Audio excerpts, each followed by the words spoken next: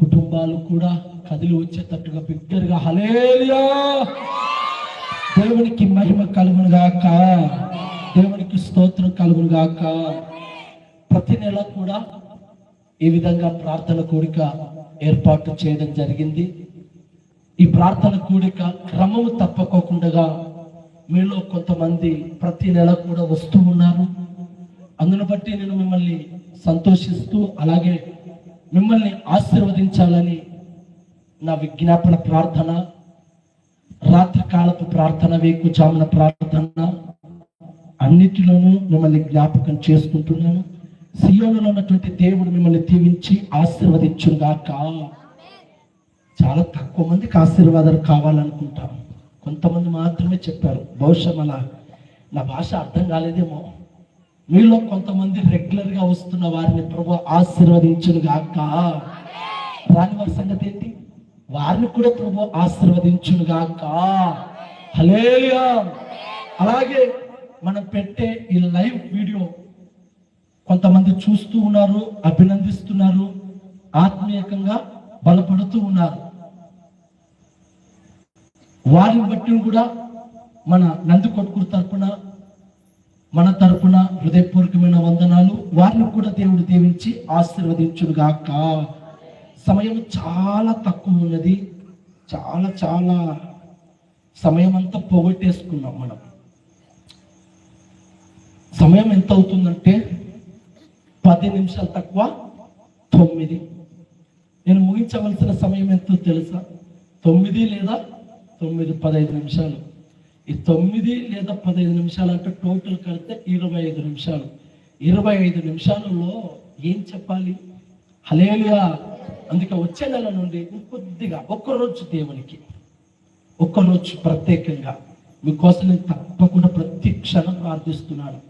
మరి వచ్చే నెల నుండి ఇంకా మీరు తొందరగా వస్తే నేను కూడా తొందరగా, ఎందుకంటే నేను 7 గంటలకే వాక్యం స్టార్ట్ చేసేస్తాను.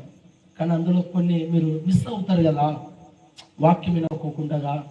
ఎందుకంటే మనకు బలం ఇచ్చేది గుర్తుపెట్టుకోండి వాక్యమే, మనకు ధైర్యం ఇచ్చేది వాక్యమే, మనకు శక్తినిచ్చేది వాక్యమే. ప్రార్థన అనేది మన సమస్యలకు పరిష్కారం చూపిస్తుంది.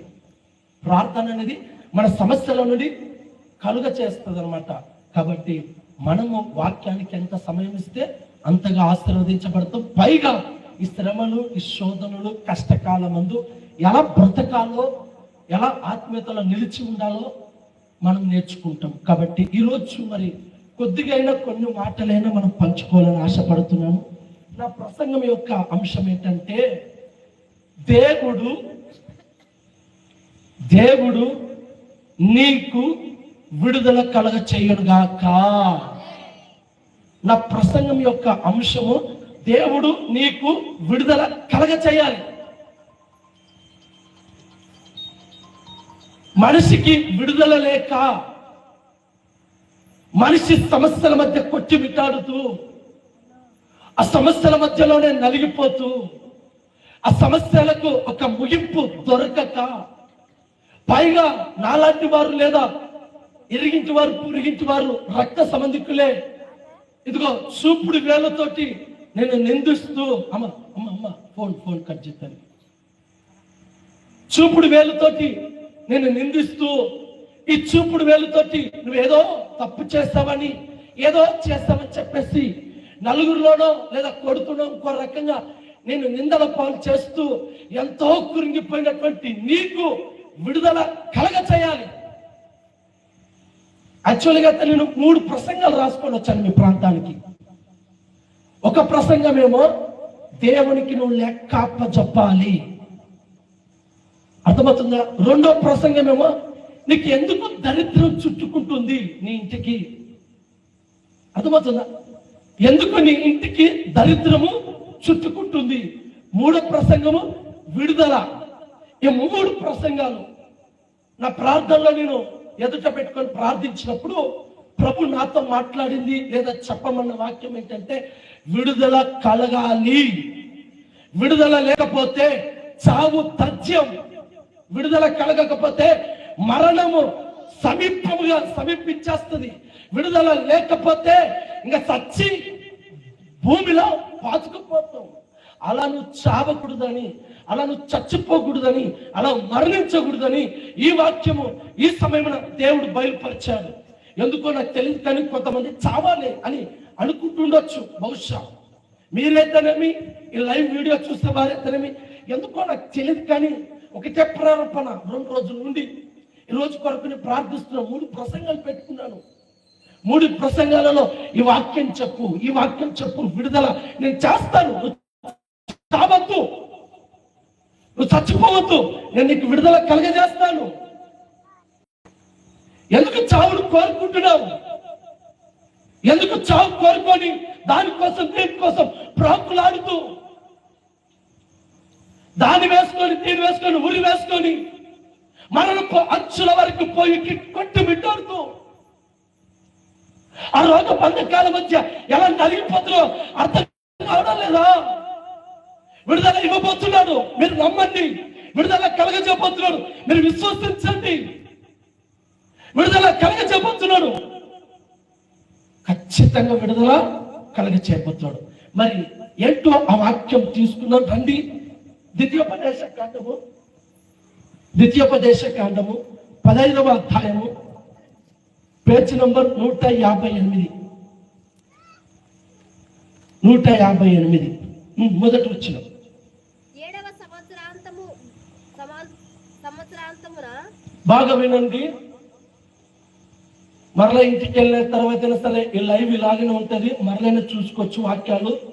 అక్క చదువుతారు, మీరు జాగ్రత్తగా మీ మనసు, మీ కంటి చూపు నాపై ఉంచితే జాగ్రత్తగా ప్రతి విషయం మీకు క్షుణ్ణంగా అర్థమవుతుంది. అలా కాకోకుండా మనం ఎలాగో అలా ఉంటానుకో అర్థము కాదు, చదువు కాదు. 7వ సంవత్సరాంతమున విడుదల ఇవ్వవలెనని ఆ గడువు రీతి ఏదనగా, హల్లెలూయా హల్లెలూయా.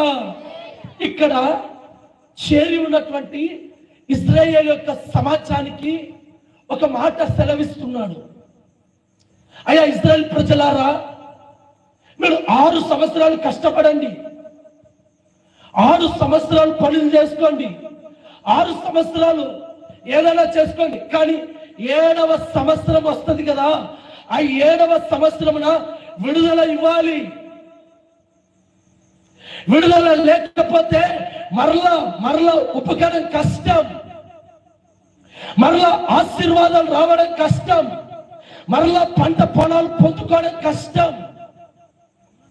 విడుదల అనేది ప్రతి ఒక్కరికి కావాలి.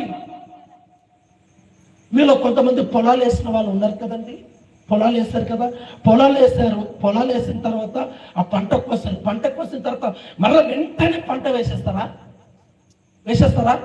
ఆ పంటకు కొంత సమయం విడిచిపెడతారా? అర్థమవుతుందా?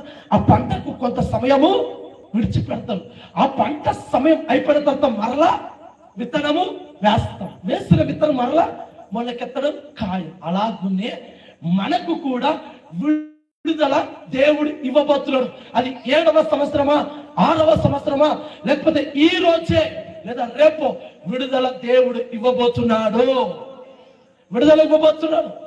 అంతవరకు నువ్వు పిచ్చిగా ఆలోచించి, మూర్ఖంగా ఆలోచించి, తెలివి తక్కువ ఆలోచించి, అందరు చేశారు, ఏం బ్రతుకున్నది, ఎలా బ్రతకాలి, ఎవరి కొరకు బ్రతకాలి అని చెప్పేసి ఇలాంటి మాటల చేత నిన్ను నీవు గాయం చేసుకోవద్దు. అర్థమవుతుందా? నిన్ను నీవు విడుదల చేస్తాడు దేవుడు, విడుదల చేస్తా. సరే, వేటి నుండి మనకు విడుదల కావాలి? వేటి నుండి మనకు విడుదల కావాలి? మీలో కొంతమంది కొన్ని రకాలైనటువంటి సమస్యలు చెప్తూ ఉంటారు. అన్నా నాకు దీని నుండి విడుదల, లేదా వీటి నుండి విడుదల, వాటి నుండి విడుదల, వేటి నుండి విడుదల కావాలో 4 మాటలు రాసుకొని వచ్చాను నేను మీ మధ్యలోకి. వేటి నుండి విడుదల కావాలి? వీలవుతే 4 చెప్పడానికి ప్రయత్నం చేస్తాను, లేదంటే 3 సమాప్తము చేసేస్తాను. ఆ 4 మాటలలో మొదటి మాట రాసుకున్న వారు రాసుకోండి, లేదా జ్ఞాపకం ఉంచుకున్న వారు జ్ఞాపకం ఉంచుకోండి. మొదటి మాట వేటి నుండి విడుదల కలగాలంటే మొట్టమొదటి మాట పాపము నుండి విడుదల కలగాలి. అర్థమవుతుందా? పాపము ఇది ఎంత ఘోరమో తెలుసా? ఎంత ఘోరమో తెలుసా? నలుగురిలో తలెత్తుకొని తిరగలేరు, నలుగురిలో నవ్వుకుంటూ సంచారము చేయలేరు. అంటే నేనేమంటే ఈ పాపము నుండి విడుదల కావాలని కోరుకోవాలి రాత్రి. రెండో మాట శరీర సంబంధమైనటువంటి రోగముల నుండి విడుదల. అర్థమవుతుందన్న మాటలు. శరీర సంబంధమైనటువంటి రోగాలు అవి ఏ రూపంలో వస్తాయో తెలియదు, ఏ విధంగా వస్తాయో తెలియదు, ఎంత డబ్బు తింటారో తెలియదు, డబ్బు లేని వాళ్ళు ఎలా నలిగిపోతున్నారో తెలియదు. కానీ ఈ రాత్రి శరీర సంబంధమైన ఏ రోగమున్నా సరే విడుదల కలగ చేయునుగాక, విడుదల కలగ చేయునుగాక. మొదటి మాట పాపం నుండి విడుదల కలగాలి. రెండవ మాట శరీర సంబంధమైనటువంటి రోగముల నుండి విడుదల కలగాలి. మూడవ మాట శాపము నుండి విడుదల కలగాలి. అర్థమవుతుందా? మూడవ మాట దేని నుండి విడుదల? శాపం. ఎంత పరాయిస్తుంటారో. మనం చేయకపోతే తప్పు, చనిపోయిటరే తాత, చనిపోయిటరే అబ్బ, చనిపోయిటరే జేజోళ్ళు, వాళ్ళు చేసిన పాపమును బట్టి శాపమై మనల్ని వెంటాడుతూ ఏం చేస్తుంటే తెలుసా? తల ఎత్తలేని పరిస్థితుల్లో చావుకి దగ్గరగా చేస్తుంటది. అందుకే ఈ రాత్రి ఆ శాపము, ఏ శాపమైనా సరే, ఎవరి ద్వారా వచ్చిందో తెలియదు, కానీ ఎవరి ద్వారా వచ్చినా సరే ఆ శాపము నుండి విడుదల పొందుకుందువుగాక, విడుదల పొందుకుందువుగాక. నాలుగో మాట శత్రువుల నుండి విడుదల. ఎవరి శత్రువులు? ఎవరు? నీ తోటి కొడాలా, లేదా మీ అత్తనా? ఎవరండి శత్రువు? లేదా మీ మామగారా? శత్రువులు మనుషులు కాదు. పొర్రపట్న మనం అట్ట భావించుకోవచ్చు. అలా ఉన్నాం మనం. వాడు నా శత్రువు, నన్ను కొట్టాడు అని మనుషుల మీద పగ పెట్టుకొని మనుషులు శత్రువులుగా భావిస్తూ సమయం చూసుకొని అదును చూసుకొని వాడి మీద విడిచిపడుతున్నాం. అది ముమ్మాటికి తప్పు. మన శత్రువు ఎవరంటే అపవాదే. మన శత్రువు ఎవరంటే దుర్మార్గుడైనటువంటి దుష్టుడు. వాడు మన శత్రువు. మనుషులేంటండి శత్రువు? పుట్టుకతో మనకి శత్రుత్వం వచ్చిందా? పుట్టుకతో వాళ్ళు ఎలా ఉంటారు తెలుసా? పసికందులు నవ్వుతుంటారు, నవ్విస్తూ ఉంటారు, కొట్లాడతారు, కలిసిపోతుంటారు, కొట్టుకుంటుంటారు, మరలా తిరిగి కలిసిపోతారు. వాళ్ళంట శత్రువులు అందరూ. ఎవరు మన శత్రువులు? అర్థమవుతుందా? అపవాదైనటువంటి దుష్టుడు. హల్లెలూయా, హల్లెలూయా. 4 మాటలు చెప్పాం. మొదటి మాట ఏంటంటే వేటి నుండి విడుదల కలగాలి? వెనక వాళ్ళు చెప్పడం లేదు. అజ్ఞాతంలోకి వెళ్ళినట్టున్నారు వెనక వాళ్ళు, అని నిద్రలోకి వెళ్ళినట్టున్నారు. సమాజమా నిద్రలోకి వెళ్ళేవారు. హల్లెలూయా. వాయమ్మ, ఎంత నిద్రలోకి పోయారు నిజంగా. నిద్రలోకి పోయిన వారు హల్లెలూయా. దేవుడికి స్తోత్రం కలుగును గాక. అంతేలేండి. కాబట్టి ఏ దూరం ఏ దారిలో పోతే గొర్రెలు కూడా అర్థమవుతుందా? నిద్రపోతే అర్థం కాదు. కొద్దిసేపు ముగించేస్తాను. మొదటిది పాపం నుండి విడుదల, రెండోది శరీర సంబంధమైన రోగముల నుండి విడుదల, మూడోది శాపం నుండి విడుదల, నాలుగవది శత్రువు దురాత్మ దుష్టు నుండి విడుదల. మొదటి మాటగా చూసుకుందాం రండి. యోహాను సువార్తమానము త్వరగా 88 పేజీ నంబర్ 88.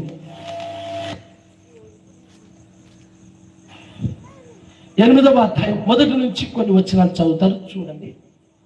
చదువు త్వరగా.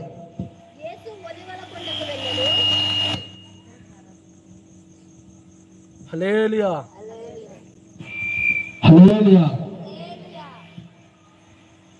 ఉన్నతమైన ప్రేమతో మనసున్న మహిమగా నిలిపితివి, కరుణా సాగర యేసయ్యా కను పాపవలే కాచితివి, ఉన్నతమైన ప్రేమతో మనసున మహిమగా నిలిపితివి.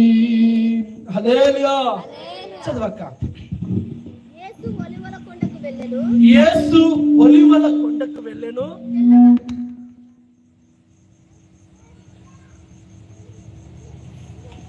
యేసు ఒలివల కొండకు వెళ్ళెను.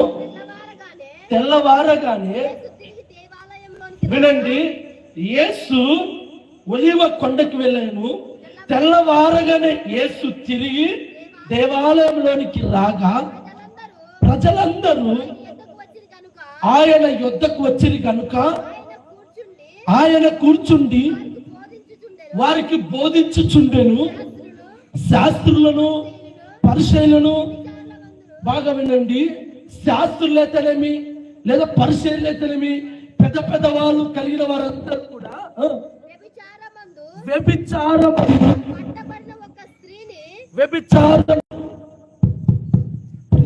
దేవునికి స్తోత్రం కలుగును గాక. మన మధ్యలో సంచరిస్తున్న దురాత్మ నుండి మనకి విడుదల కలుగును గాక. హల్లెలూయా. వ్యభిచారమందు పట్టబడిన ఒక స్త్రీని తోడుకొని వచ్చి ఆమెను మధ్యన నిలబెట్టి, బోధకుడా, ఈ స్త్రీ వ్యభిచారము చేయుచుండగా పట్టుబడెను, అట్టి వారిని రాళ్ళు రూపి చంపవలనని ధర్మశాస్త్రంలో మోషే మనకు ఆజ్ఞాపించాను కదా, ఆయనను నీవేమి చెప్పుచున్నావని ఆయనను అడిగిరి. ఆయన మీద నేరము మోపవలనని ఆయనను శోధించుచు ఇలాగున అడిగిరి. యేసు వంగి నేల మీద వ్రేలుతో ఏమో రాయిచుండను. వారు ఆయనను పట్టు వదలక అడుగుచుండ ఆయన తలెత్తి చూచి, మీలో పాపము లేని వాడు మొట్టమొదటి ఆమె మీద రాయి వేయవచ్చునని వారితో చెప్పాను. మరలా వంగి నేల మీద వ్రాయిచున్నాను. వారు ఆ మాట విని పెద్దవారు మొదలుకొని చిన్నవారి వరకు ఒకరి వెంట ఒకరు బయటికి వెళ్ళి యేసు ఒక్కడే మిగిలేను. ఆ స్త్రీ మధ్యన నిలబడి ఉండేను. యేసు తల ఎత్తి చూచి, అమ్మా, వారు ఇక్కడ ఉన్నారు, ఎవరినూ నీకు శిక్ష విధింపలేదు అని అడిగినప్పుడు ఆమె, లేదు ప్రభువా నేను. అందుకు యేసు, నేను నీకు శిక్ష విధింపను, నీవు వెళ్ళి ఇక పాపము చెయ్యకమని ఆమెతో చెప్పాను. హల్లెలూయా, హల్లెలూయా. ఈ స్త్రీ ఎలాంటిదంటే పాపము చేస్తున్నటువంటి స్త్రీగా కనబడుతుంది. ఏ పాపము? వ్యభిచారం అనబడినటువంటి పాపము.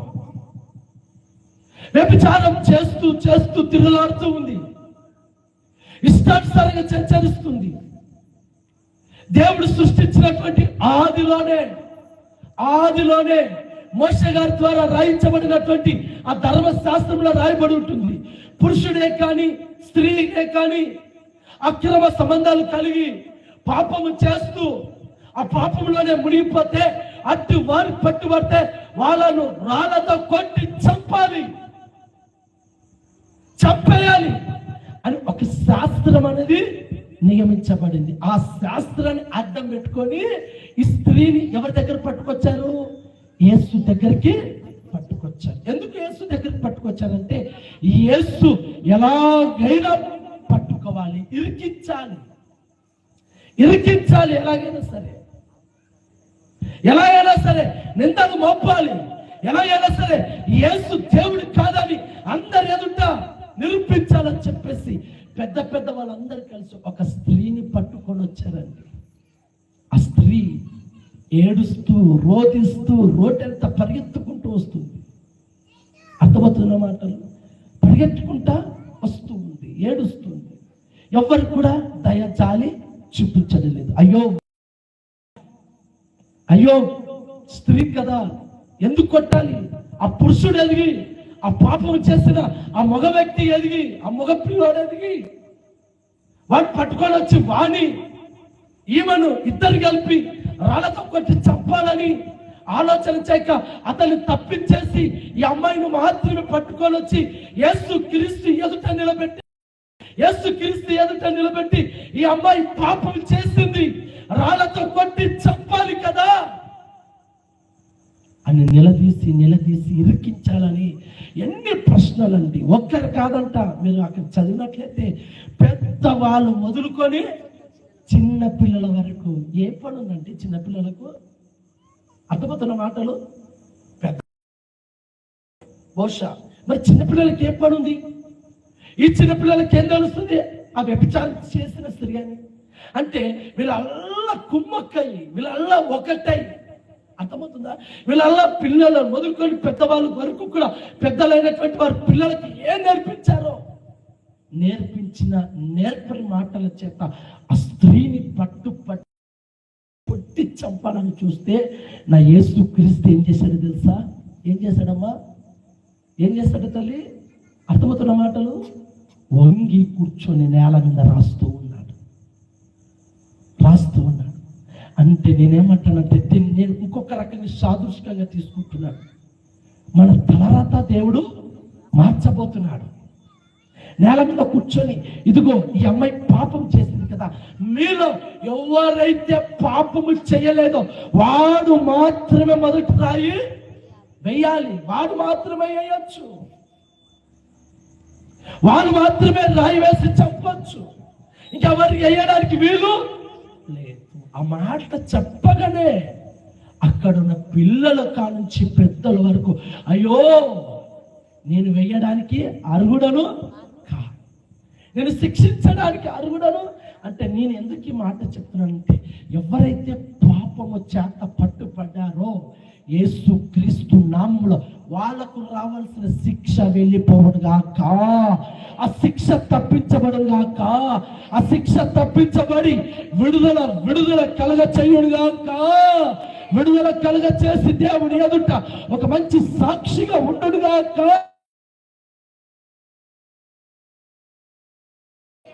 ఇలాగనే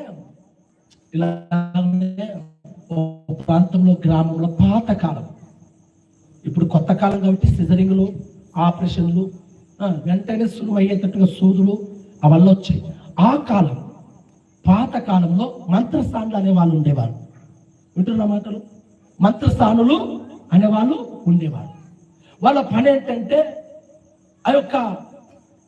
ఆ ప్రసన వేదన వచ్చినప్పుడు వాళ్ళు వెళ్ళి చక్కగా సులువుగా కాలు పోయేటట్టుగా, లేదా ఏం చేయాలో అది చేసి ఇంటికాళ్ళే సులువుగా కాలిపోయేటట్టుగా చేసే పని, లేదా ఆ ప్రక్రియ, లేదా ఆ విద్య బాగా తెలిసిన ఆ మంత్రస్థానం.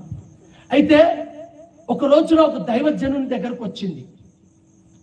ఒక దైవజనుని దగ్గరకు వచ్చి ఆ దైవజనుని దగ్గర కూర్చొని, పాస్టర్ గారండి మీతో నేను కాసేపు మాట్లాడాలని చెప్పేసి ఆ పాస్టర్ దగ్గర కూర్చొని మాట్లాడకోకుండా బోరున ఏడుస్తుంది. ఎలా ఏడుస్తుందంటే, తను చేసినటువంటి పాపమును తలచి ఏడ్చి ఆయన ఎదుట అలాగనే ఏడుస్తుంది. ఎంతసేపు ఏడ్చిందో ఆ పాస్టర్ గారు అన్నారు, అమ్మా ఇంకెంతసేపు ఏడుస్తావమ్మా, ఏంటి నీ సమస్య, ఎందుకు ఇంత ఏడుస్తున్నావు, ఎందుకు నీ దుఃఖం ఇంతలా వస్తుంది, ఏం చేస్తావు, ఎవరైనా ఏమైనా అన్నారా, నీ కొడుకులు నీ కొడలు పట్టించుకోలేదా, నీ భర్త ఏమైనా కొట్టి పంపించాడా, ఎవరైనా నిందలు వేశారా, ఏమైనా జరిగిందంటే ఆ తల్లి నోటి నుండి మాట రావడం లేదు, కానీ కంటి నిండా కన్నీలే దుఃఖము వేదన తన్నుకొని వచ్చేస్తుంది. అర్థమవుతుంది? ఏడ్చి కాసేపటికి ఆ కొంగు తొట్టు తుడుచుకొని,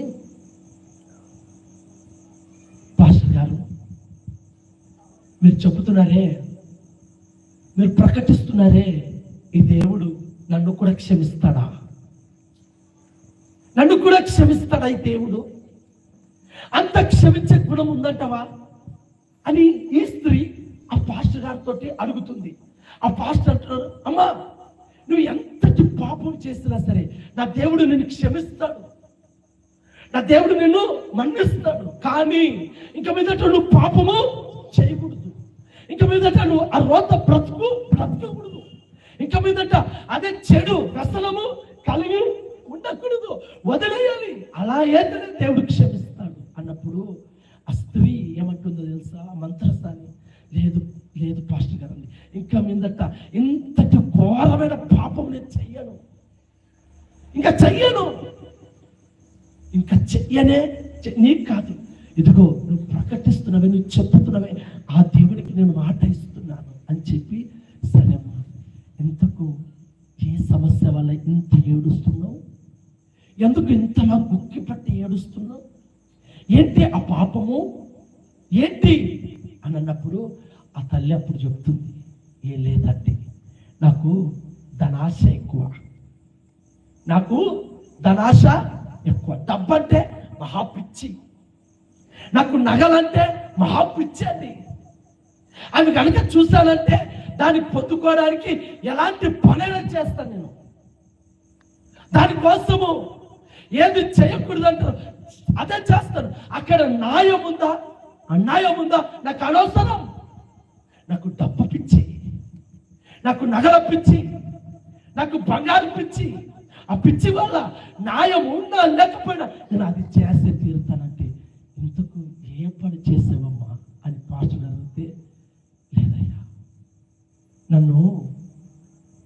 నేను చేసే వృత్తి మంత్రసారి కదయ్యా, ఎవరైనా ఆడపిల్ల కారు పోవడం సిద్ధం ఉంటే నన్ను పిలిపించుకుంటారు, నేను వెళ్తాను, వెళ్ళి అక్కడ కారు పైన స్థితి చూసి కారు పైన వెంటనే వాళ్ళ గనక పడకపోతే అత్తమామలకు కావచ్చు, లేదా ఇటు తల్లిదండ్రులకు కావచ్చు, లేదా ఇటుగింటి పొరుగింటి వాళ్ళు ఎవరైనా సరే, వాళ్ళు కనుక పడకపోతే వాళ్ళు నన్ను పక్కకి పిలుచుకొని అటు సైడ్కి వెళ్ళిన తర్వాత చెవులో గుసగుసలాడుతారు. ఏంటి ఆ గుసగుస అంటే, ఇదిగో మాకు ఈ అమ్మాయి అంటే మాకు ఇష్టం లేదు, ఈ అబ్బాయికి పిల్లలు కలగడం మాకు ఇష్టము లేదు, అసూయ, మాకు ఇష్టం లేదు. మరి ఏం చేయాలి? ఇదిగో ఆ పిల్ల అడ్డం తిరిగిందని చంపేసి, ఆ పిల్ల అడ్డం తిరిగిందని చంపేసి, పేగు మెడకేసుకున్నాడని చెప్పేసి చంపేసాయి. అర్థమవుతుందా? ఎంత తప్పుడు నిర్ణయం అండి. వ్యభిచారం కంటే ఘోరమైనది కాదా? దొంగతనం కంటే ఘోరమైనది కాదా? ఒక నిండు ప్రాణము ఊపిరి పోసుకొని భూలోకంలో ప్రవేశించే ఆ చిన్నారికి ఏమి తెలుసండి? ఏమి తెలుసు? ఏమి తెలియదు. కన్నటువంటి తల్లి నవమాసాలు మోసి ఎంత కురిగిపెట్టింది. ఆ తల్లి గోడు ఎవరికండి? డబ్బు డబ్బు డబ్బు ఆశ, పడక గిట్టక చంపేసి నీకు అంత డబ్బు ఇస్తాం. ఆమె వెనక ముందు ఆలోచించేది కాదండి. మీరు ఆలోచించేది ఏ పిచ్చులోనికి ఏది అర్థం కాదు. డబ్బు పిచ్చులోనికి అర్థం కాదు. ఏ పిచ్చి ఉన్న తాగుడు పిచ్చులోనికి, అరే బాబు ఆడ పెట్ట 300 ఇంకో చికెన్ తెచ్చుకుని తినొచ్చు కదంటే అర్థం కాదు. 300తోటి కడుపారు పిల్లలు తల్లులు చికెన్ తిని కూరతో తిని సుఖంగా సంతోషంగా ఉండడం అంటే అర్థం కాదు. పిచ్చి పట్టులోనికి పిచ్చే ముదరాలి. అర్థమవుతుందా? ఈ తల్లి కూడా నా చేతులతో నేను చంపేసేవాడిని, నా చేతులతో నేను పిసికేసేవాడిని, వాళ్ళకి లేని మాటలు అన్ని చెప్పేవాడిని అని చెప్పి కాపోరు నేర్చి, అందుకు ఆ పాస్టర్ అమ్మా ఎంత ఘోరమైన పాపిష్టాలు తల్లి, అంత పాపము చేయొచ్చా? ఇది ఎంత శాపము తెలుసా? ఎంత ఒడిగట్టుకున్నావు. ఇక మీదట నువ్వు పాపము చేయొద్దు. ఇక మీదట నువ్వు ఈ తప్పుడు మార్గాన్ని ఎంచుకో. డబ్బు అది ఏ రూపంలోనైనా వస్తుంది, కానీ అక్రమమైనటువంటి రూపంలో రాకూడదు. అన్యాయమైనటువంటి రూపంలో ఆ డబ్బు మన దగ్గరికి రాకూడదు. లంచగొండు ధనముతో ఆ డబ్బు మన చేతిలోకి రావచ్చునా? అంత పాపము చేసిన ఆ స్త్రీ ఏ మాట వినిందో, ఆ సేవకుని నోట ఎలాంటి వాక్యం వినిందో బహుశా నాకు తెలియదు, కానీ ఎలాంటి వాక్యం విని స్పందించిందో ఈ రాత్రి ఈ దైవజనుడు దేవుని ద్వారా పలికిస్తున్న ఈ మాట ద్వారా నువ్వు కూడా పాపము నుండి విడుదల పొందుకుదుగాక. ఒక్కవేళ నువ్వు పాపం నుండి విడుదల పొందకపోతే 4 తరాలు, ఒక్క తరం కాదు, వెంటాడుతూనే ఉంటాయి. ఏ పాపం అయితే చేసావు అదే పాపం నీ పిల్లలు కూడా చేస్తారు. అదిగో నువ్వు చచ్చిన తర్వాత చేయరు పిల్లలు, బ్రతుకున్నప్పుడే చేస్తారు ఆ పాపము. అర్థమవుతున్న మాటలు? హల్లెలూయా. ఈ తల్లి కూడా అంత పాపము చేసింది. అంత పాపం చేస్తే జనులందరూ రాళ్ళు తీసుకుని వస్తే దేవుడు ఒక్క దెబ్బ కొట్టనేలే. ఇదిగో సహోదరి సహోదరుడా, నీకు శుభవార్త. నువ్వు ఇంతవరకు పాపము చేసి చేసి శిక్షకు దగ్గరగా అయ్యావేమో. వింటున్న మాటలు, శిక్షకు దగ్గరగా అయ్యావేమో.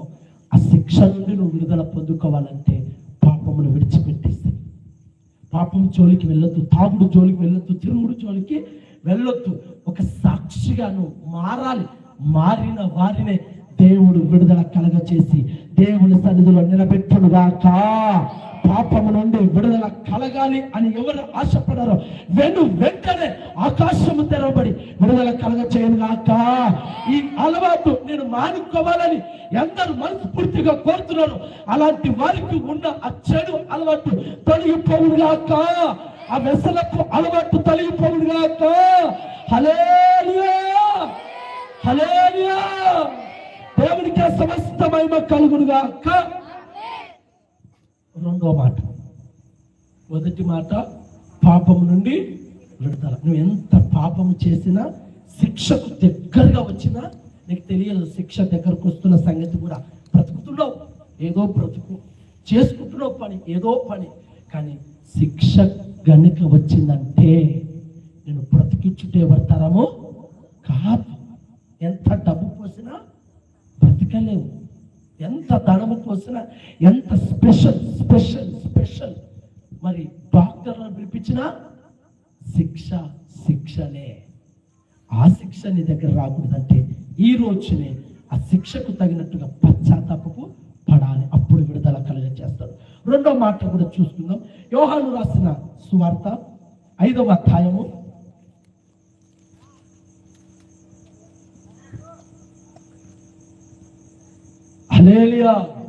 1 నుంచి కొన్ని వచనాలు. రెండో వచనం చదువు. యెరూషలేములో గొర్రెల ద్వారము దగ్గర ఎబ్రీ భాషలో ఒక కోనేరు కలదు. దానికి 5 మండపములు కలవు. ఆయా సమయములకు బాగా వినండి, దేవదూత కోనేటిలోకి దిగి నీళ్లు కదిలించుట కలదు. నీరు కదిలించబడిన పీదట మొదట ఎవడు దిగునో వాడు ఎట్టి వ్యాధి కలవాడైనను బాగుపడును కనుక ఆ మంటపములో రోగులను, గుడ్డివారును, కుంటివారును, ఊచకాల చేతులు గలవారును గుంపులుగా పడి ఉండేది. అక్కడే 30-80 సంవత్సరాల వ్యాధి గల ఒక మనుషుడు నేను. యేసు వాడు పడి ఉండట చూచి వాడు అప్పటికి ఒక కాలం నుండి ఆ స్థితిలో ఉన్నాడని ఎరిగి స్వస్థత కోరుచున్నవా అని వాడిని అడిగా ఆ రోగి, అయ్యా నీళ్లు కదిలింపబడినప్పుడు నన్ను కోనేటిలోనికి దించుటకు నాకెవడును లేడు కనుక నేను వచ్చినంతలో మరి ఒక్కడు నాకంటే ముందుగా దిగునని ఆయనతో ఉత్తరించాను. యేసు నువ్వు లేచి నీ పరుపు ఎత్తుకొని నడుమని వాడితో చెప్పగా వెంటనే వాడు స్వస్థత నొంది తన పరుపు ఎత్తుకొని నడిచాను. హల్లెలూయా. ఎన్ని సంవత్సరాలండి? ఉన్నారా ఇక్కడే? ఎన్ని సంవత్సరాలు? 38 సంవత్సరాలంట. 38 సంవత్సరాలు. నాన్నవాళ్ళు లేరు, బంధువులు లేరు, స్నేహితులు లేరు, ఎవ్వరు లేరు. ఆ కోనేటి దగ్గరనే కాచుకొని కూర్చున్నాడంట. ఎలా కూర్చున్నాడో తెలుసా? దాంట్లోకి దిగితే నేను బాగుపడతా. కోనేటి బాగు దేని సాదృశ్యమో తెలుసా? దేని సాదృశ్యం అండి? కోనేటి బాగు దేని సాదృశ్యం? దేవుని మందిరానికి సాదృశ్యం. రావాలి దేవుని మందిరంలోకి. ఎవరు వస్తారండి? ప్రార్థన అంతా అయిపోయినాక వస్తాం, చందాలు పట్టేటప్పుడు వస్తాం, వాక్యం వినిపించేటప్పుడు వస్తాం. అలా వస్తే నువ్వు ఎలా స్వస్థత పొందుకుంటావు? ఎలా? 38 సంవత్సరాలుగా పచ్చమాత్మతో ఎంత నరకం అనుభవిస్తున్నాడో అంత నరకం అనుభవించి ఎవరు పెట్టతోళ్ళు లేరు, చేసేతో లేరు. దేవదూత దిగి వచ్చేదంట. వింటున్నారా? దేవదూత దిగి వచ్చేది. మరి అందరిని చూస్తున్నది దేవదూత. అర్థమవుతున్న మాటలు? అందరు చూస్తుంటది దేవుని దూత. మరి దేవుడి దూత అందరు చూసినప్పుడు ఆ వ్యక్తి కాడికి ఎందుకు వెళ్ళలేకపోయింది అంటే అతనికి విడుదల కలగడానికి ఇంకా సమయము రాలేదు. ఇంకా సమయం రాలేదు కాబట్టి అతను ఆ వాగు దగ్గరనే ఎంతసేపు అంటే దేవదూత అట్లా దొబ్బేస్తా అయిపోయా. మరి దేవదూత కూడా అతన్ని టచ్ చేయలేకపోయిందంటే అతనికి విడుదల కలగడానికి ఇంకా సమయము రాలేదు. ఎప్పుడైతే యేసుక్రీస్తు ఆ మార్గాన వచ్చాడో, ఆ మార్గాన వచ్చిన వాళ్ళందరినీ గమనించారు. అక్కడ కుంటివారు ఉన్నారు, గుడ్డివారు ఉన్నారు, నడ్డివారు ఉన్నారు, చెవిటివారు ఉన్నారు, గుంపులు గుంపులుగా ఉన్నారంట. గుంపులు గుంపులుగా ఉన్నా సరే వాళ్ళందరినీ కాదని 38 సంవత్సరాలుగా పడి ఉన్నటువంటి అతని దగ్గరికి వెళ్ళి అతన్ని అడుగుతున్నాడు, నువ్వు స్వస్థత పొందుకుంటావా? నీకు స్వస్థత కలగ చేస్తాను, నీ శరీరానికి అంటుకున్నటువంటి ఈ వ్యాధి నేను నుండి దూరపరుస్తాను, మరి పొందుకుంటావా? ఇప్పుడే తీసేస్తాను, పొందుకుంటావా అంటే వెంటనే తండ్రి నేను ఆ కోనేటిలోకి దిగాలనుకున్న సమయంలోని ఎవరో వచ్చి దిగుతున్నారు. హల్లెలూయా! ఎవరో వచ్చి దిగుతున్నారు. నేను బాగుపడలేకపోతున్నాను, నన్ను బాగు చేయవా? వెంటనే దేవుడు మన తెలుసా, క్షణం ఆలోచనతో లేచి నీ పరుపెత్తుకుని పో, వెళ్ళిపోయి ఇంకెక్కడ ఉండద్దు, నీ పరుపెత్తుకొని అంటే వెంటనే విడుదల. చూడండి, శరీరం కల్ప అలాంటి. హల్లెలూయా! హల్లెలూయా! మా ఇంటికాడ నేను శ్రమ ప్రారంభించినప్పుడు ఒక తల్లి కుటుంబం ఉండేది. వింటున్న మాటలు. ఆ తల్లి కుటుంబము తన కూతురు దాదాపుగా కాళ్ళు చేతులు పనిచేసేది కాదు. వీళ్ళు కొంతమంది చూసింటారు అమ్మాయిని మన మందిరం కాడ, కొంతమంది చూసింటారు, వాళ్ళకి గుర్తుకొచ్చే వాళ్ళకి వచ్చింటది. అమ్మాయి దాదాపుగా అంతటా తిరిగినా ప్రతిఫలం లేదు, ఎక్కడికి వెళ్ళి చూపించినా ప్రతిఫలము లేదు. మా అత్త వాళ్ళ ఇంట్లో ఉండేది బాడీ అర్జెక్ట్. అమ్మాయి ఏం చేసిందంటే మందిరము చూసి అన్న ద్వారా బాగవుతుందని చెప్పేసి మందిరం కాడి తీసుకొచ్చింది. మందిరం కాడి తీసుకొచ్చిన తర్వాత నాతో చెప్పింది, అన్నా ఇది నా కడుపులో ఎందుకు పుట్టిందో నాకు తెలియదమ్మా, దీనికి సేవ చేయలేక చచ్చిపోతున్నా, దీనికి సేవ చేయలేక ఎందుకంటే ఒక్కరోజు అంటే చేస్తాను సేవ, 2 రోజులు అంటే ప్రేమ ఎక్కువైతే వారం రోజులు, ఇంకా ప్రేమ ఎక్కువైతే నెల రోజులు. ఇప్పటికే ఏమొస్తుందమ్మా మనిషికి? ఎంత ప్రేమ ఉన్నోనికైనా ఏం కలుగుతుంది? అర్థమైందా? ఎంత ప్రేమ ఉన్నోనికైనా విసుగు రాక తప్పదు, విసుగించుకోక తప్పదు, తిట్టక తప్పదు, అవసరమైతే చంపక కూడా. ఇట్లారా ఆ తల్లి విసుగు వచ్చేసింది, నా కడుపున ఎట్ట పుట్టిందన్న, పుట్టినది మొదలుకొని ఇప్పుడు వరకు అని చెప్పినప్పుడు, అమ్మా నువ్వు విశ్వాసం పెట్టు, నమ్మకం ఉంచు, సన్నిధికి నడుము, సన్నిధికి వచ్చేసి ప్రార్థన తోలుకొని రా అని చెప్పేవాడు. అలాగే వారం వచ్చింది. వారం వచ్చినా అక్కడ ఎక్కడ గుచ్చిపెట్టి అక్కడే ఇదిగో 2కి 1కి ఒంటిలోనే ఆ కంపు ప్రార్థన జరుగుతుంటుందా, ఆ ప్రార్థనలోనే 1 పోసేసుకునేది, 2కి ఎరిగేది.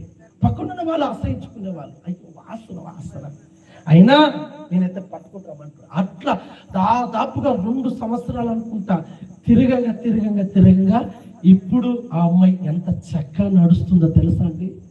చక్కగా నడుస్తుంది, చక్కగా తన పనులు తను చేసుకోగలుగుతుంది. అంటే కొందరికి వెంటనే విడుదల అనేది కలగజేస్తాడు దేవుడు, కొందరికి కలగజేయడు, కొందరికి సమయం పెడతాడు.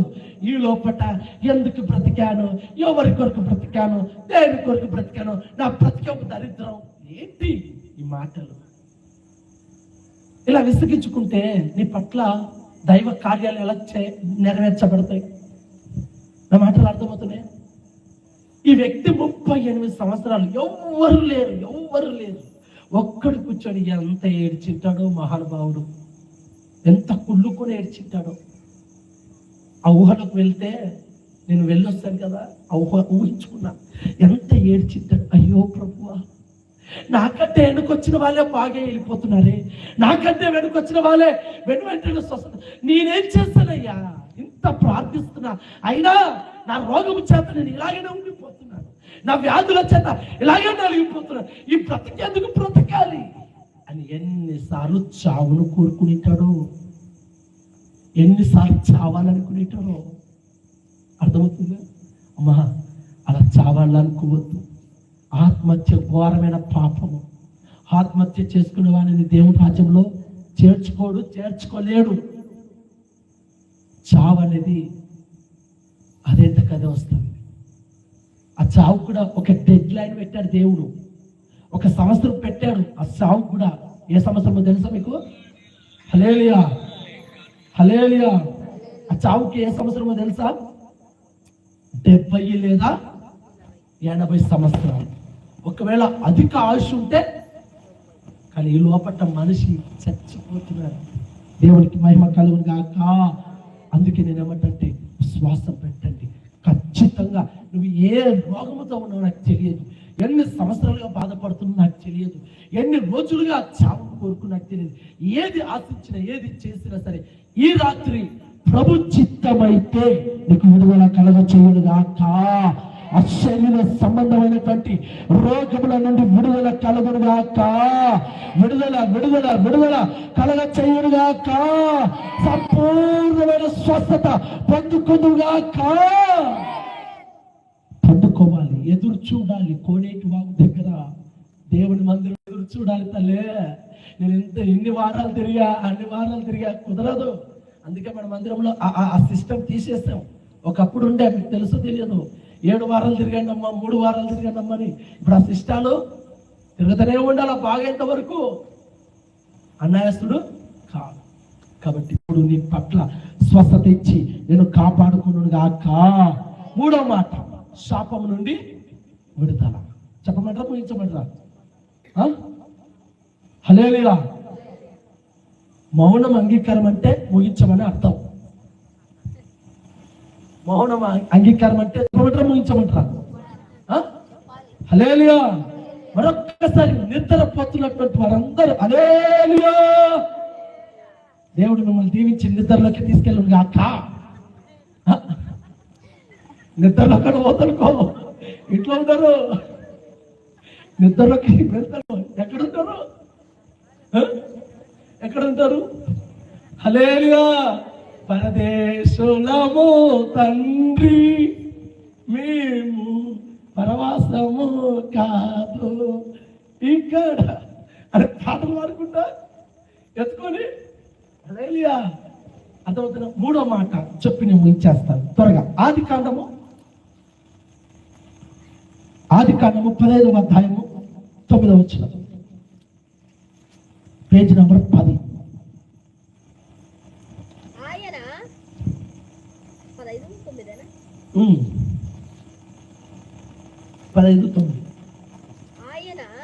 ఆయన 15:9 మూడేళ్ల పెయ్యను, 3 ఏళ్ల మేకను, 3 ఏళ్ల పొట్టేలను, ఒక తెల్ల గుబను, ఒక పావురపు పిల్లను నా యొద్దకు తెమ్మని అతనితో చెప్పాను. అతడు అవన్నీ తీసుకొని వాటిని నడుముకు ఖండించి దేని ఖండమును దాని ఖండమునకును ఎదురెదురుగా నించెను. పక్షులను, బాగా వినండి, పక్షులను అతడు ఖండింపలేదు. గద్దలు ఆ కళేపరముల మీద వాలినప్పుడు అబ్రాహాము వాటి తోలివేసను. ప్రొద్దు కృంగపోయినప్పుడు అబ్రహామునకు గాఢ నిద్ర పట్టెను. భయంకరమైన కటిక చీకటి అతని కమ్మగా, ఆయన నీ సంతతి వారు తమది కాని పరదేశమందు నివసించి ఆ దేశపు వారికి దాసులుగా నుందురు. వారు 400 ఏళ్ళు వీరిని శ్రమ పెట్టుదురు.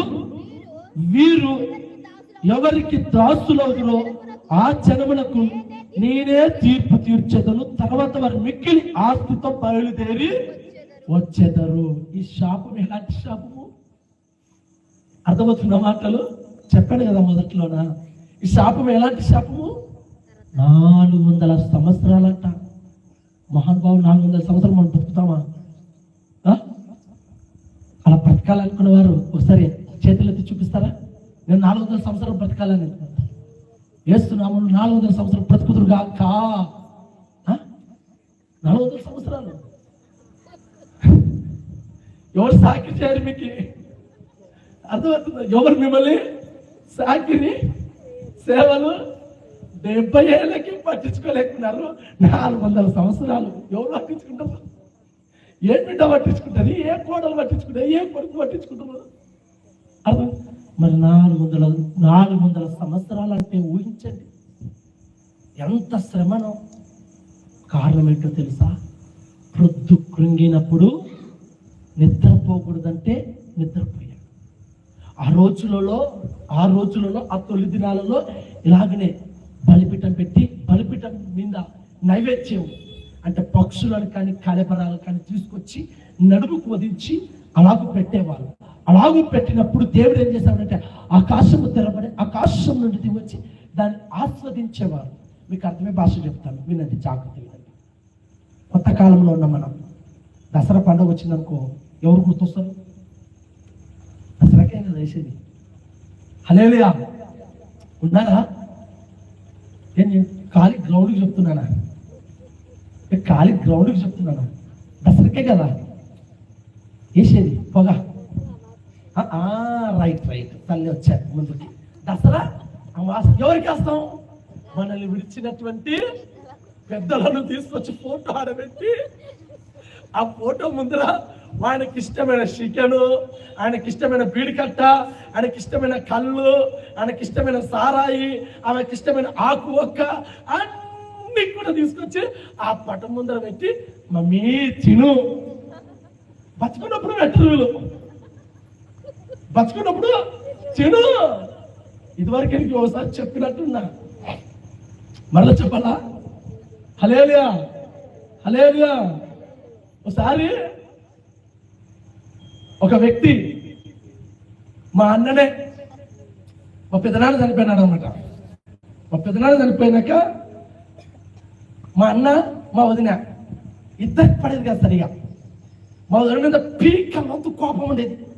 ఎలాగైనా తిరిగి పట్టాలా, దేంట్లో చిక్కించుకోవాలా, దేంట్లో దొరకలేదు. అర్థమవుతుందా? దేంట్లో దొరకలేదు. ఎలాగైనా కొట్టాలని చెప్పేసి రానే వచ్చింది దసరా అమావాస. ఆ దసరా అమావాస వచ్చింది, దొరికింది. ఇప్పుడు దీని సంగతి చెప్పాలని చెప్పేసి ఏమే మా నాన్నకు పెట్టాలా, దావతి తీసుకొచ్చిన, పచ్చ తీసుకొచ్చిన, బనిగిని తీసుకొచ్చిన, అంగి తీసుకొచ్చిన, మా నాన్నకు మటన్ అంటే ఇష్టం, చేసుకొని తీసుకురా అన్నాను. ఆమె పిచ్చి మాల ఒక్క తెలియదు.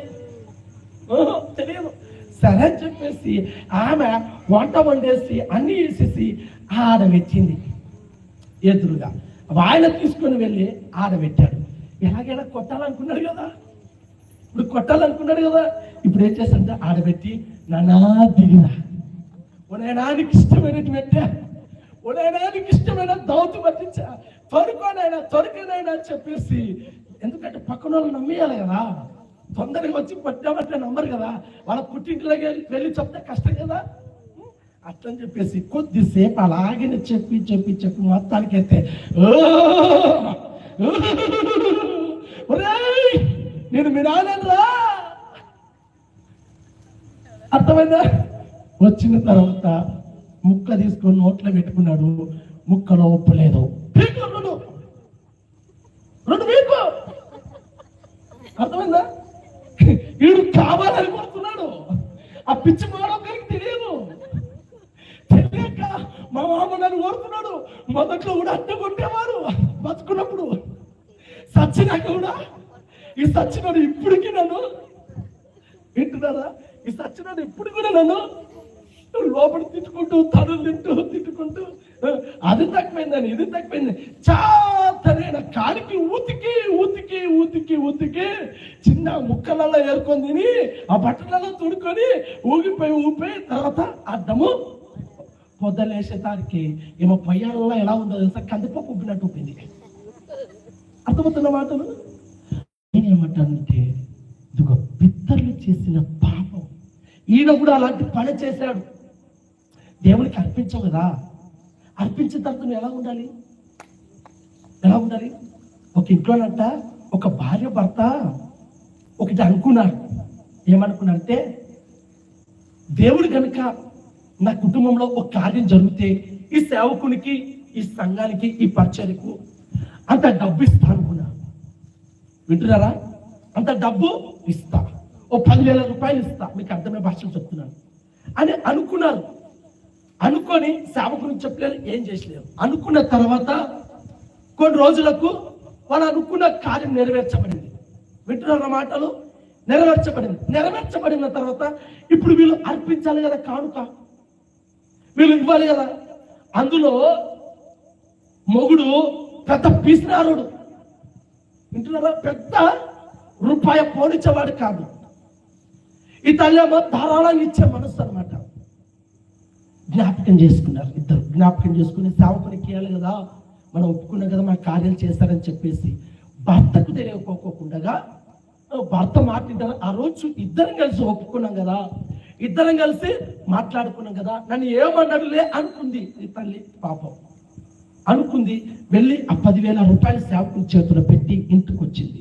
ఇంటికి వచ్చిన తర్వాత రాత్రి పనికి వెళ్ళి వచ్చినటువంటి తన భర్త ఇంట్లోకి వచ్చి బీరువా తీర్చి ఆ డబ్బుల వైపు చూస్తే అందులో 10,000 రూపాయలు తక్కువ ఉన్నాయి.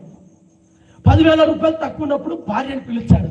ఏమే ఇట్లా ఒంటింట్లో పనిచేస్తున్న ఆ తల్లిగారు కూడా భర్త దగ్గరికి వెళ్ళి, ఏమైందండి అంత కేకలేస్తున్నావు, ఏం జరిగింది అని అంటే, ఏంటి డబ్బులు పెట్టిన డబ్బులు కనపడతలేవే, నేను పెట్టింది 1,00,000 రూపాయలు కదా, మరి 90,000 కనపడుతున్నాయి, ఏం చేస్తాం 10,000 అని అంటే, అదేం లేదండి 10,000 మనం సేవకునికి ఇస్తామని ఒప్పుకున్నాం కదా, ఆ సేవకునికి ఇవ్వాలి కదా, ఆ సేవకునికి ఇచ్చొచ్చా అని చెప్పింది. అంతేనండి, అంతే. ఆ తల్లిని ఎన్ని మాటలు అంటే అన్ని మాటలు ఎత్తిచ్చొస్తావు. 1,00,000 రూపాయలతోటి పిల్లకి ఏదో చెయ్యాలని చెప్పేసి నేను అనుకున్నాను, నువ్వు నాకు తెలియకుండా ఎత్తిచ్చొచ్చు. ఓ 2,000 ఇస్తే అయిపోద్ది కదా, పైన 2,000 ఎక్కువ ఉంటాయి కదా, 2,000 ఇచ్చేస్తే చేతులు సర్ది పెట్టుకుంటే సరిపోద్ది కదా, ఈ 10,000 రూపాయలు ఎందుకు ఇచ్చావు, ఇప్పుడు నేను ఎక్కడికి వెళ్ళాలి, ఏం చేయాలి అని భార్య మీద గొనుగుడు సనుగుడు. ఎంత కోపడుతున్నాడంటే అంత కోపడుతున్నాడు.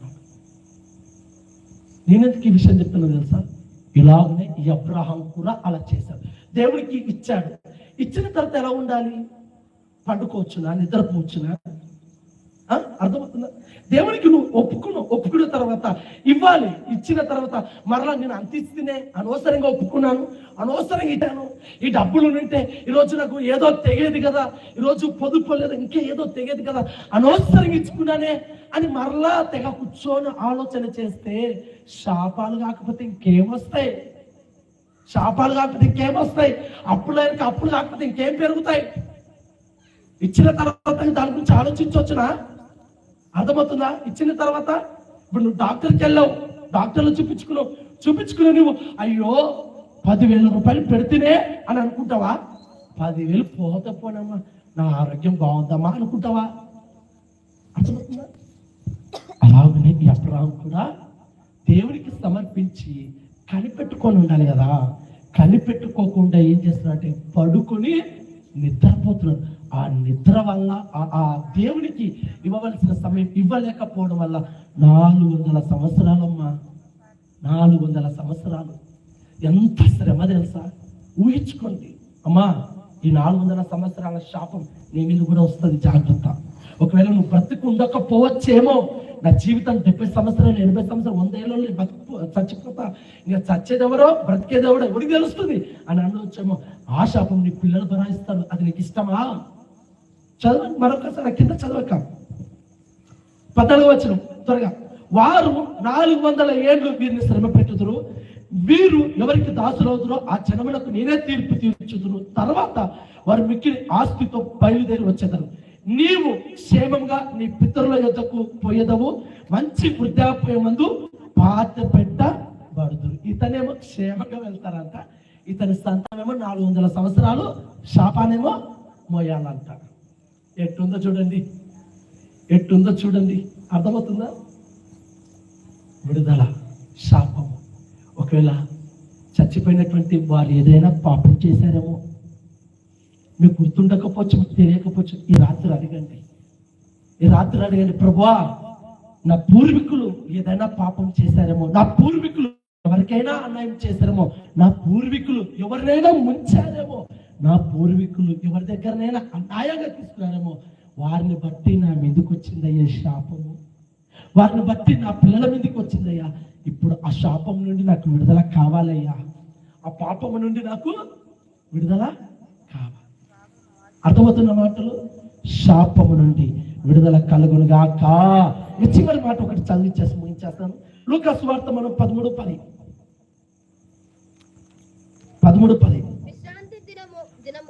విశ్రాంతి దినము, బాగా వినండి, విశ్రాంతి దినమున ఆయన ఒక సమాజ మందిరంలో బోధించుచున్నప్పుడు 18 ఏళ్ల నుండి, అమ్మ వింటున్నారా, 18 సంవత్సరాల నుండి బలహీనపరిచే దయ్యము పట్టిన ఒక స్త్రీ అచ్చట నుండెను.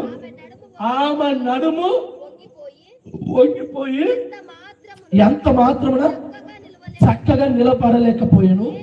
యేసు ఆమెను చూసి రమ్మని పిలిచి, అమ్మ నీ బలహీనతల నుండి విడుదల పొంది ఉన్నావని ఆమెతో చెప్పాను. హల్లెలూయా, హల్లెలూయా. ఇది ఏ దయ్యము? ఇది ఏ దయ్యము? అర్థమవుతుందా? రోగం పెట్టి, రోగం మీద చెడ్డ చెప్పి రోగంతో ఉంది అంటే ఈ దయ్యం నుండి విడుదల కావాలా వద్దా? మనకి తెలియదు.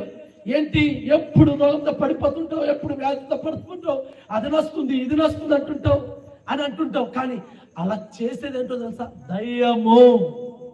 దయ్యమే నేను ఇన్ని సంవత్సరాలుగా బలిగిన పరుస్తుంది. దయ్యమే నేను ఎన్ని సంవత్సరాలుగా రోగం నుండి విడుదల కలగలేకపోతుంది. కాబట్టి ఈ రాత్రి ఆ దయ్యపు నుండి కూడా విడుదల కలగ చేయునుగాక, విడుదల కలగ చేయునుగాక, విడుదల పొందుకుందుగాక. దయ్యము నుండి కూడా విడుదల కావాలి. ఈమెమో 18 సంవత్సరాలు విడుదల. ఓ తండ్రి అయితే నోటి మాట లేదు, మూగవాడు, అతనికి ఒక దయ్యం పట్టింది, అతనికి విడుదల. 2000 దయ్యాలు పట్టాయి, అతనికి విడుదల. శత్రువులు ఎక్కడో ఉండరు, దయ్యాలే శత్రువులు, దురాత్మలే శత్రువు. మనిషిని శత్రువుగా భావించొద్దు. అలా భావించినంత వరకు నువ్వు సమాధానంగా బ్రతకలేవు. కాబట్టి శత్రువు అనేవాడు దయ్యము. కాబట్టి వాని నుండి కూడా విడుదల కలగాలని కోరుకోండి. ఈ రాత్రి నిశ్చయముగా నా ప్రభు సెలవిచ్చిన ఈ 4 మాటల నుండి విడుదల కలగ చేయునుగాక. మొదటి మాట అందరు కలిసి చెప్పండి, పాపం నుండి విడుదల కలుగునుగాక. చెప్పాలి, చెప్పండి. పాపము నుండి విడుదల కలుగునుగాక, విడుదల కలుగునుగాక. శరీర సంబంధమైన రోగముల నుండి విడుదల కలుగునుగాక, విడుదల కలుగునుగాక. శాపము నుండి విడుదల కలుగునుగాక, విడుదల కలుగునుగాక. దృష్టిని నుండి, దురాత్మ నుండి, దయ్యముల నుండి విడుదల కలుగునుగాక, విడుదల కలుగునుగాక. నిశ్చయముగా నా ప్రభు నీకు విడుదలనిచ్చి స్తుతి ఆరాధనలో ఏదైతే కోరామో నీ మనస్సు, నీ ఇంట్లో నెమ్మదిగా సమాధానముగా ఉండుగాక. దయచేసి అందరూ మోకరించండి, ప్రార్థనలోకి వెళ్ళిపోదాం. అందరూ మోకరించండి. దేవుడు ఈ వాక్యమును దీవించి ఆశీర్వదించి లైవ్ లో ఉన్న వారిని కూడా, వారి జీవితాలకు కూడా, నమ్మిన వారిని విడుదల కలగ చేయునుగాక. దయచేసి అందరూ కూడా మోకరించగలిగిన వారందరూ మోకరించండి. మోకరించలేనిటువంటి వారు లేచి నిలబడినట్లయితే మీ కొరకు కొద్ది ప్రార్థన చేసి ముగింపులోకి వెళ్తాం. అడగండి, ఈ రాత్రి అడగండి. పాపము నుండి విడుదల కావాలని కోరుకోండి. పాపము నుండి విడుదల. పాపము కుప్పలే కూర్చుంటుంది. పాపము శిక్షకు దగ్గరగా చేస్తుంది. పాపము శిక్షను తెప్పిస్తుంది. అందుకే నీకు, నీ కుటుంబానికి శిక్ష. ప్రభువా నేను పాపాత్మురాలను, ప్రభువా నేను పాపం నుండి విడుదల చేయండి.